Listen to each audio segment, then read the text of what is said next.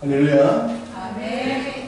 우리가 또 성경의 영상으로 예배드립니다만 적은 숫자로 예배한 이 시간도 주님과 함께할 줄로 믿습니다. 아멘.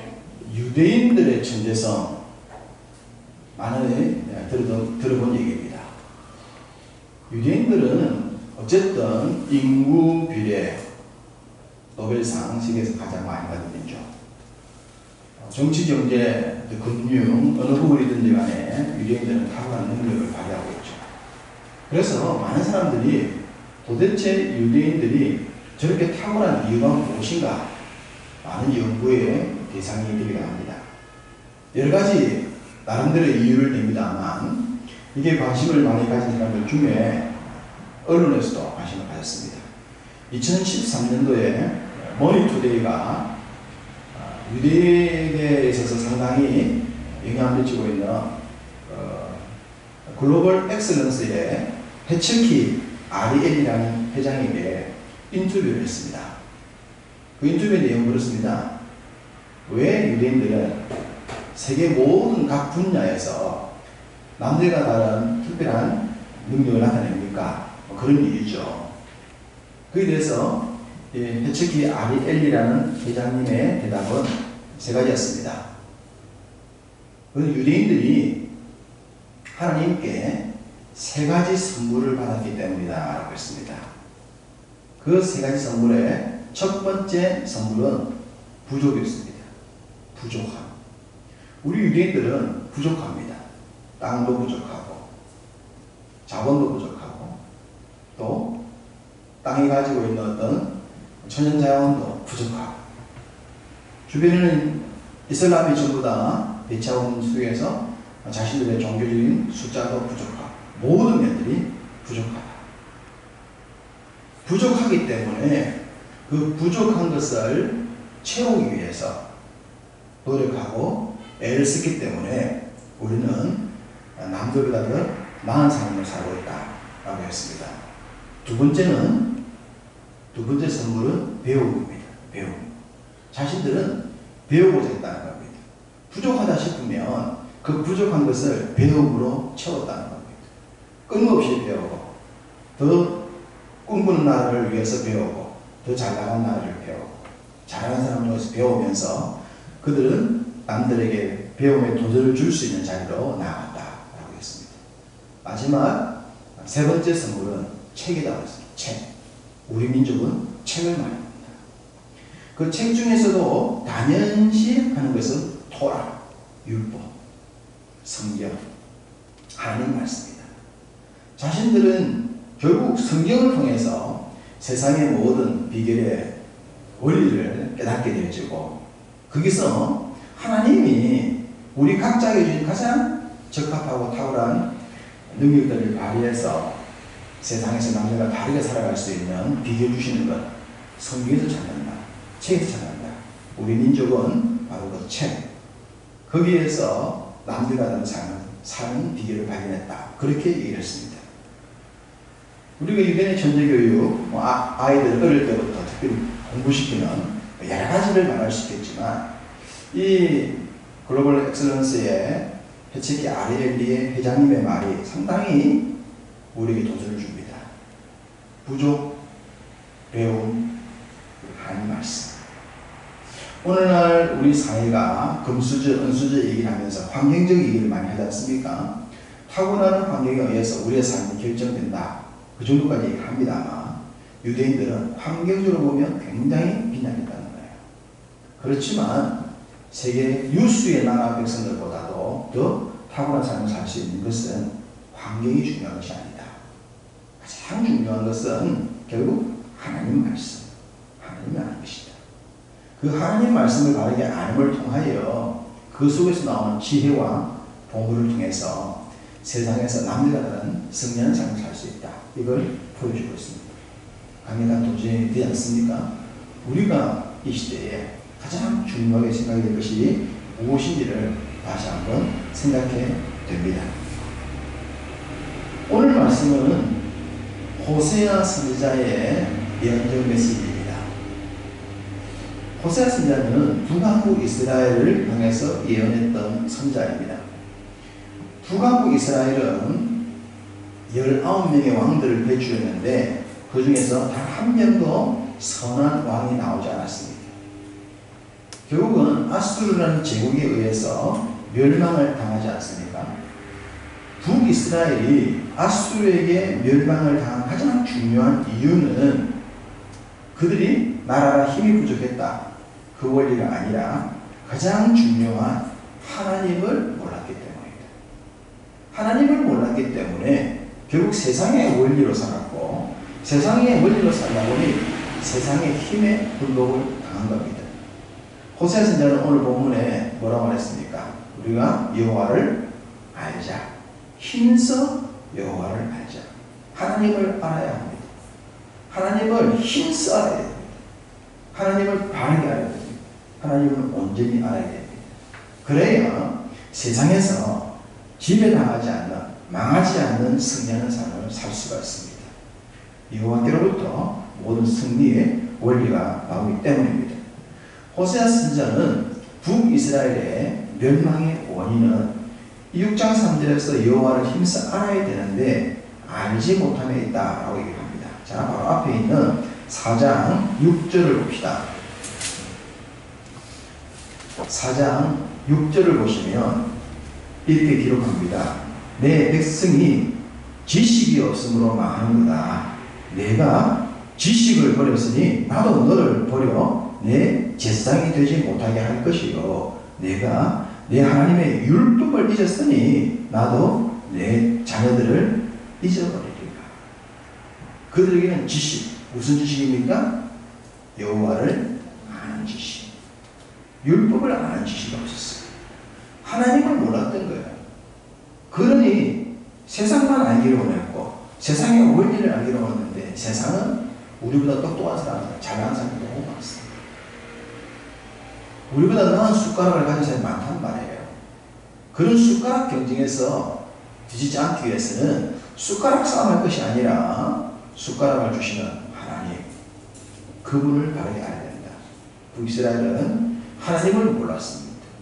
결국 그의 율법을 몰랐기 때문에 망할 수밖에 없었던 거예요. 망하려면 망한 이유를 알아야 됩니다. 왜 망했는지, 그 망한 이유가 무엇인지 알아야 되는데 하나님의 말씀이 없으니 왜 망하는지 그것도 모르는 거예요. 참된 지혜가 없으니 깨달음도 당연히 없는 것이고 왜 실패자의 삶을 사는지도 모르는 겁니다. 북왕국에 19명의 왕들이 통치하는 동안에 단 한 왕도 선하지 않음으로 말미암아 그 모든 시대가 암흑기가 될 수밖에 없었다. 불행한 시대가 될 수밖에 없었던 것을 우리는 잘 알고 있습니다. 그렇기 때문에 우리가 이 땅의 삶을 살 때 많은 지식이 필요합니다만, 나의 전문 지식도 필요하고 세상 지식도 필요합니다만 여호와를 알고 힘써 하나님의 말씀을 아는 그 지혜가 앞서야 됩니다. 그 하나님을 아는 지혜 속에서 필요한 세상적인 지혜가 더해져야 하는 것이지, 하나님의 지혜에 대해서는 무지하면서 내 전문 분야와 세상 것들만 하고 있습니다. 이 세상과 싸워 이길 수가 없는 것입니다. 호세아 선자와 함께 북왕국 이스라엘을 향해서 예언했던 선자는 아모스 선자입니다. 우리 성경 호세아서에서 조금만 뒤로 가면 아모스가 나옵니다. 자, 아모스 8장 11절을 보겠습니다. 호세아서에서 뒤로 조금만 넘어가면 아모스가 나옵니다. 많은 선지자가 나오는데 호세아와 아모스가 북이스라엘을 향해서 예언을 했었죠. 아모스 8장 11절입니다. 이렇게 말씀합니다. 주 여호와의 말씀이니라. 보라, 날이 이를지라. 내가 기근을 땅에 보내리니 양식이 없어 주림이 아니요 물이 없어 가람이 아니요 여호와의 말씀을 듣지 못한 기간이라. 진정한 가난함은 하나님의 말씀이 없을 때입니다. 영적인 정체성이 명확하지 아니하면 그 삶이 가난한 삶이 될 수밖에 없는 거예요.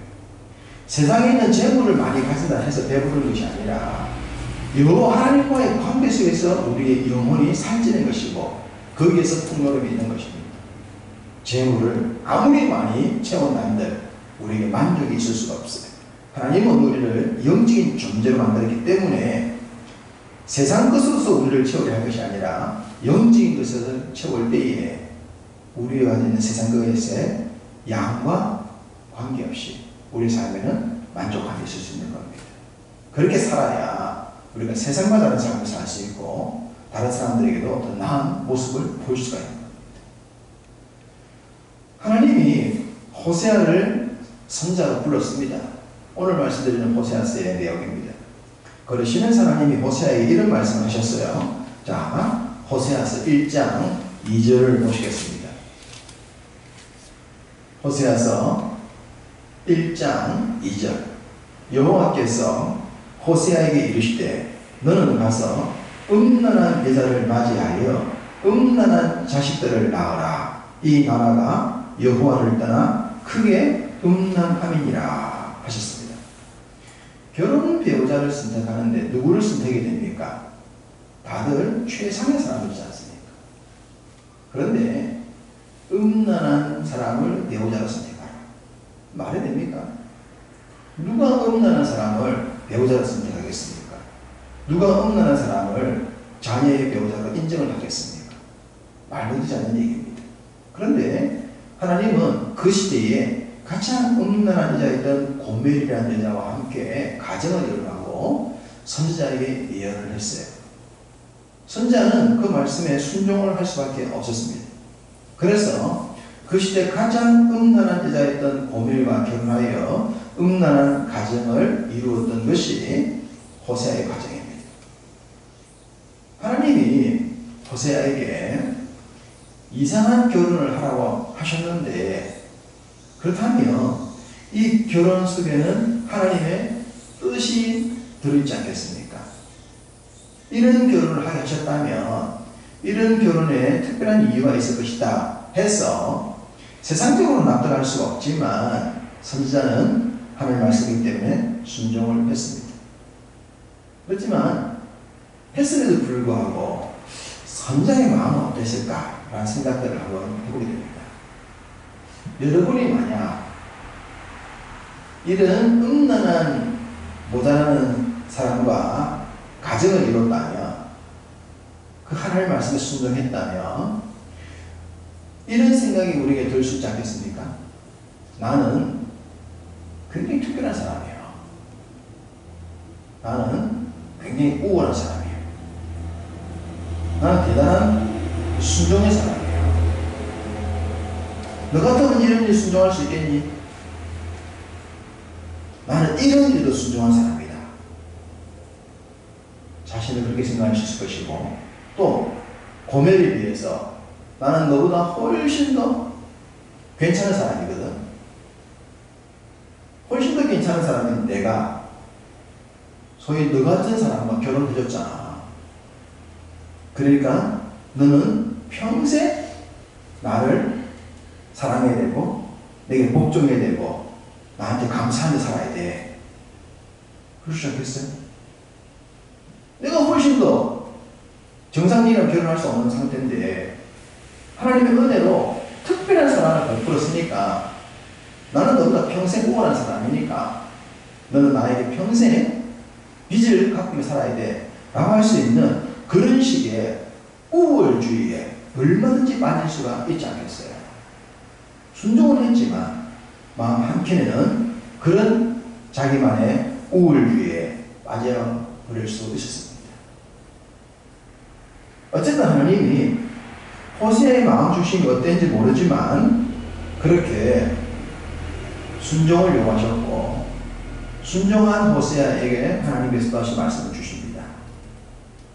호세아가 그런 마음을 가졌을지 안 가졌을지 모르지만 우리의 삶으로 생각해 본다면 우리가 남들도 좀 이런 호세아 같은 삶을 살았을 때 가질 수 있는 그 심적 교만, 우월주의 거기에 대해서 하나님이 호세아에게 경고를 주신 것이 5장 1절입니다. 5장 1절을 봅시다. 등장하는 사람은 제사장들입니다. 소위 그 시대에 기득권자들이고 지도자들이고 일반 백성들에 대해서 우월한 자들입니다.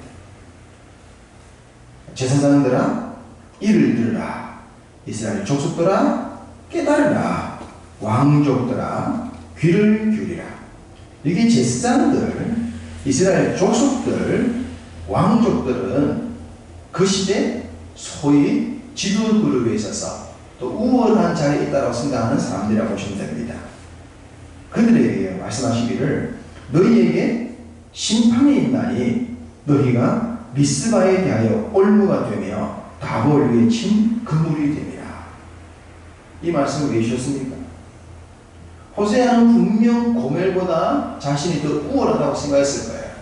에이, 저 여자하고 내하고는 비교가 안 되지. 그렇지만 내가 희생해줬잖아. 내가 사랑해줬잖아. 내가 순종했잖아. 아, 정말 좀 괜찮은 사람 아니냐? 라고 고멜과 비교해서 더 우월하다고 생각할 수 있는 그런 우월주의 원리가 누구에게 있었냐면 제사장들, 그 당시 이스라엘 백성들, 그리고 왕들에게도 있었다고 하는 거예요. 그들은 신분적으로 남들보다 더 우월하다는 생각을 가지고 있었지만 하나님이 그들에게 말씀하시기를 결국 너희들도 동일하게 우상에 빠져있지 않았느냐, 세상에 빠져있지 않았느냐. 너희들도 물질 중심으로 살았고 세상에서 세속주의로 살았고 세상에서 명예에 살지 않느냐. 그러면서 우월하다 생각하지만 너희들이 나를 아느냐? 너희들도 여호와를 모르는 거 똑같잖아. 세상에서는 높은 자가 있다 하더라도 하나님 보시기에는 결코 고멜과 다를 바가 없었던 사람들이라고 그 시대 제사장들과 왕들과 백성의 지도자들에게 이 말씀을 주고 있는 거예요. 착각하지 말라는 거죠. 환경적으로 고멜보다 좀 낫다고 해서 네가 더 나은 사람이 아니라고. 네가 고멜과 결혼해줬다고 해서 네가 더 탁월한 사람이 아니라고 하는 것. 하나님이 지금 이 사실을 호세아가 고멜과 결혼하는 걸 통해서 알려주고 계십니다. 지금 본질이 무엇인지를 깨달으라 이 말입니다. 어쩌면 호세아가 자신이 좀 대단한 사람이라고 속으로 생각했었는지는 모릅니다만 하나님께서 이스라엘 백성들에게 지도자들에게 주시는 말씀을 통하여 하나님의 본 뜻을 깨달아 알게 되죠. 아, 지금 왜 나에게 이 고멜 같은 여인에게 결혼하라고 했는가라고 한다면 지금 이스라엘 백성들 자체가 부패해서 여호와를 알지 못하고 망해가고 있는 이 이스라엘 백성들을 살리시기 위한 하나님의 사랑이 호세아와 고멜의 결혼을 통해서 표현되고 있는 것이고 우월주의 갖지 말고 그 여인을 무조건 사랑해야 된다는 사랑의 말씀을 가르치고 있는 거예요. 호세아는 이스라엘 백성들을 깨우치시는 말씀을 통해서 자신의 삶도 알게 됩니다. 좀 더 우월주의에 빠질 수 있는 것들을 경고를 하시는 거죠. 욥이라는 사람이 대단한 사람이었잖아요. 부자면서도 그렇게 경건하게 바르게 살기가 쉽지가 않은데 참 대단한 사람이었어요.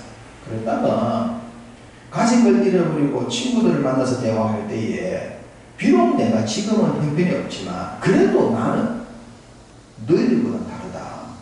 친구들, 너희와는 다르다. 이런 다른 주장들을 펼쳐드렸습니다. 그러다가 하나님께서 직접 등장하셔서 말씀하실 때에 뭐라고 합니까? 부끄러워서 입을 열 수 없는 이치를 깨닫지 못하고 어리석은 말했던 자신을 회개한다 하지 않습니까? 우리가 비교 기준을 어디다 정하냐 그러면 내 주변의 사람들이잖아요. 그래서 난 저 사람보다 좀 더 괜찮아. 비교 우월주의 빠져있는 거예요. 근데 우리의 초점은 사람에게 맞출 수 없어요. 우리의 초점은 하나님께 맞춰줘야 돼요. 하나님을 봐야 돼요. 그 하나님을 봤을 때에 내가 어떤 존재인가를 알게 되어지면 거기서 우월주의에 빠질 수가 없는 겁니다. 호세아가 고멜과 결혼한다고 해서 우월주의를 자랑할 수가 없는 거예요. 순종을 자랑할 수가 없는 거예요. 따지고 보면 이스라엘 백성이나 호세아나 고멜이나 다 똑같은 존재이기 때문에 그 똑같은 존재들에게 주시는 주의 말씀을 바르게 깨달아 알게 하시는 것이 바로 이 말씀이 되는 것입니다. 호세아는 하나님께서 북왕국 이스라엘에게 계속 사랑을 전하시는 걸 보면서 한편으로 이런 생각이 들 수도 있었을 거예요. 도대체 저렇게 부패한 이스라엘을 왜 하나님께서 외면하지 아니하시고 끝까지 관심을 갖고 나로 하여금 보물 같은 여인과 결혼을 시키면서까지 그 사랑을 전하게 하실까? 왜 그럴까? 호세아 입장에서 이해하지 못했을 수가 있습니다. 자, 11장 8절을 보십시오. 11장 8절 이렇게 말씀합니다. 에브라임이여 내가 어찌 너를 놓겠느냐, 이스라엘이여 내가 어찌 너를 버리겠느냐, 내가 어찌 너를 아드나같이 놓겠느냐, 어찌 너를 수고임같이 두겠느냐, 내 마음이 내 속에서 돌이키어 나의 긍휼이 온전히 불붙듯 하도다. 여기서 에브라임은 북왕국을 얘기합니다. 북왕국 이스라엘 백성들을 향한 불타는 하나님의 마음. 선지자가 생각할 때 저렇게 부패한 백성 같은 거 포기하면 되는데 왜 그러십니까? 라고 생각할 수 있을 줄 몰라도 하나님이 내가 이스라엘을 정말 불타는 마음으로 사랑하고 있다. 왜 그럴까요? 왜 하나님이 이렇게 부패한 이스라엘 백성을 포기하지 않고 사랑하십니까? 이유는 한 가지입니다. 하나님이 선택하시기 때문에. 하나님의 자녀이기 때문에 못나고 부족해도 세상 사람들은 욕을 하더라도 하나님은 그 못난 자녀를 보고 불같은 마음을 가지고 사랑의 마음을 표현한 거예요. 동일하게 호세아가 고멜을 사랑해야 될 이유도 한 가지입니다. 결혼했기 때문에, 나의 사랑이기 때문에, 그 사람의 과거가 어땠든 간에 결혼은 나의 배우자이기 때문에 그 여인의 모든 것들을 사랑해야 된다. 이게 사랑이죠. 선택이기 때문에, 내 자녀이기 때문에, 내 사람이기 때문에 사랑해야 된다는 것. 하나님은 호세아를 하여금 고멜과 결혼하여 개인의 삶을 통하여 하나님이 이스라엘 백성들, 선택한 이스라엘 백성들을 사랑하는 그 사랑을 깨닫게 되어집니다. 그러면서 호세아는 지금 부패한 이스라엘의 모습이 결국 자신의 자화상이라는 것을 알게 되죠. 내가 고멜과 결혼해서 좀 더 나은 사람이야 라고 생각했던 이 자체가 얼마나 부끄러운 모습이었는지, 저런 사람과 결혼할 수 없어요 라고 말하는 그 비교 우월주의에 빠져있는 자신의 모습이 결국 하나님의 사랑을 받으면서도 그 사랑을 깨닫지 못하고 있는 이스라엘 모습과 다를 바가 없다. 그걸 깨달아 알게 됩니다. 그래서 그는 더욱더 고멜을 진정으로 사랑을 하게 되죠. 그래서 호세아에서 보면 이 여인이 사랑을 받았음에도 불구하고 더욱더 부도덕한 길을 가도 호세아가 끝까지 그 여인을 사랑하기 위해서 애를 쓴 장면을 보여줍니다. 그것이 하나님의 사랑을 바르게 깨달은 자의 모습이 되는 거죠.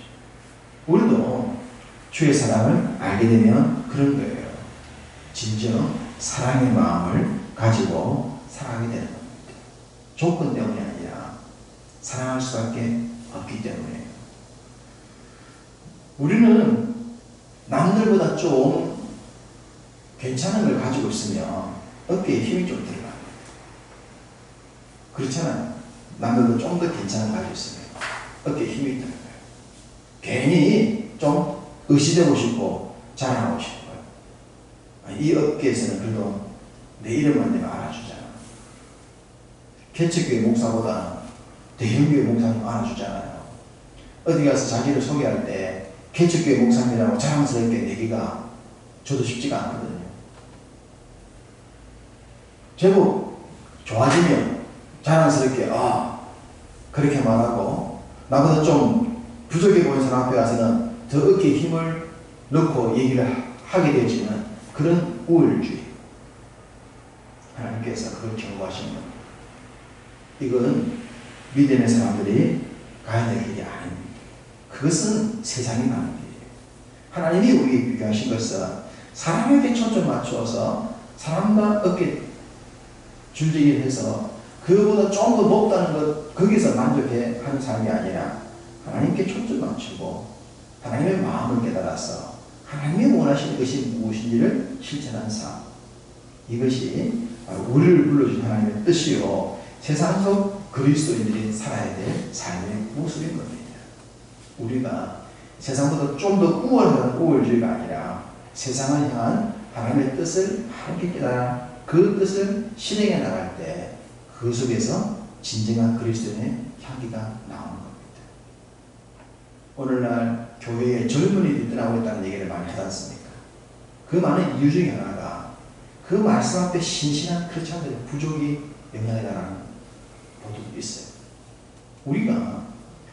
우리 청년들이, 우리 성도들이 세상과 기대기 하지 말고 하나님 앞에서 그 뜻을 바르게 알아서 세상을 향하여 하나님의 뜻을 나타내 볼 수 있는 것.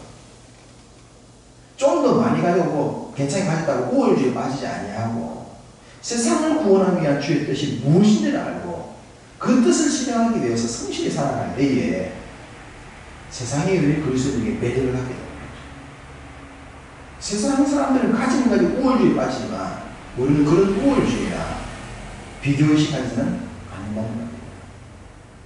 하나님께서 우리를 통하여 세상을 향해 펼치실 뜻이 무엇인가, 그 뜻을 알고 그 뜻을 찾고 그 뜻을 성실하게 실현하는 모습을 보여줘야 이 땅에 하나님의 나라가 구현될 수가 있는 것입니다.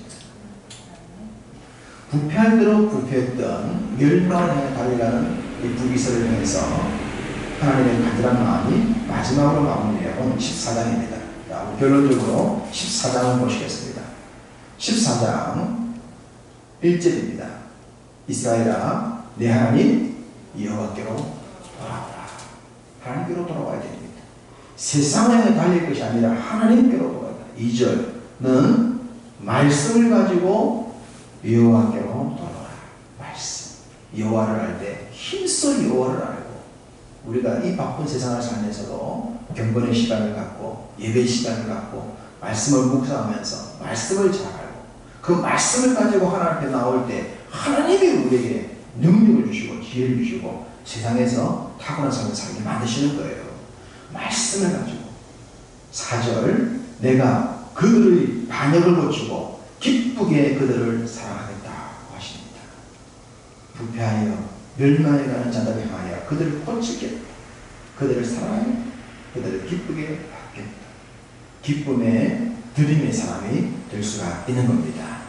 하나님은 바로 이 이스라엘 향하신 하나님의 본심을 호세아가 깨닫게 하므로 호세아가 고멜과 같은 여인과 결혼했음에도 불구하고 음란한 가정이 이루어졌음에도 불구하고 참 사랑의 모습을 보여주는 것을 통하여 우리가 문제 많은 세상 속에서 어떻게 살아야 할지를 보여줍니다.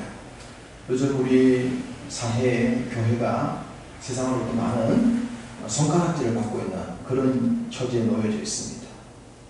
이유가 여러 가지 있겠습니다만 어쩔 수 없는 영적인 환경 속에 놓여 있어요. 이럴 때 우리의 모든 관심이 어디로 가야 될까요? 하나님께로 다시 가야 됩니다. 하나님께로 초점이 모여야 됩니다. 그리고 이런 코로나를 통해서 이런 세상적 환경을 통해서 하나님께서 원하시는 뜻이 무엇입니까? 이런 환경 속에서 하나님 나라는 세워져야 되고 전도는 되어져야 되고 영혼 구원은 되어져야 되는데 이럴 때 하나님께서 우리에게 원하시는 것이 무엇인가 주의 뜻을 심각하게 찾아야 되는 겁니다. 우리가 우리를 욕하는 세상 사람보다 더 우월하다고 너희들은 멸망당할 자들이고 나는 구원받을 자들이라는 그런 우월주의에 빠진 것이 아니라 그들 모두가 구원의 대상자라는 걸 알고 욕하는 그 사람들을 어떻게 구원할 것인지 어떻게 하나님 나라로 인도해야 될 것인지 이 시대에 우리가 그 사람들과 속에서 어떻게 살아야 될 것인지 세상을 향하신 하나님의 뜻을 새롭게 주목해야 하는 것입니다.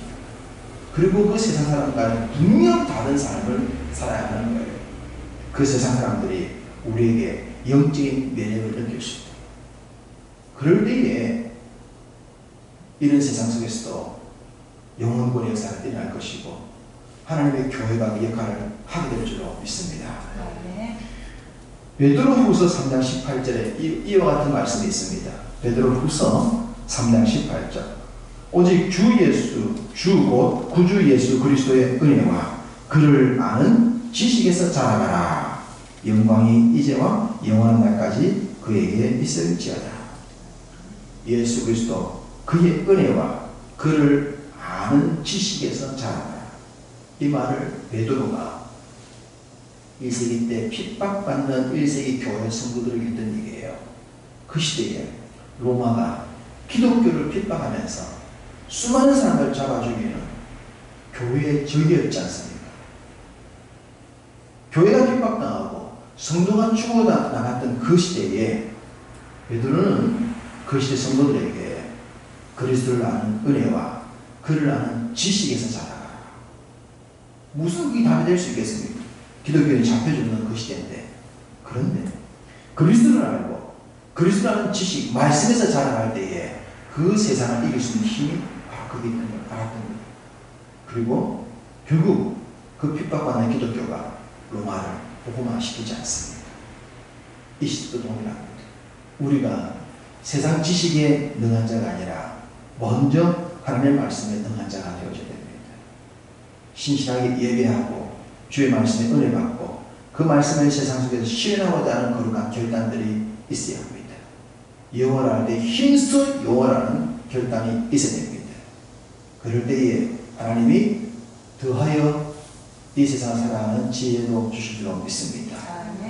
그로 인하여서 여러분이 살아가는 삶의 모든 현장에서 강력한 그리스도인으로서의 영향을 나타내므로 사람들이 부러워하고 사람들이 닮고 싶어하고 알고 싶어하는 믿음의 사람이 되어져서 하나님을 알므로 하나님께 영광 돌리시고 그를 통해서 또 영혼의 역사까지 만들어가는 이 시대에 하나님의 뜻을 성실하게 실현해 살아가는 여러분 다 되시기를 주님의 이름으로 축복합니다.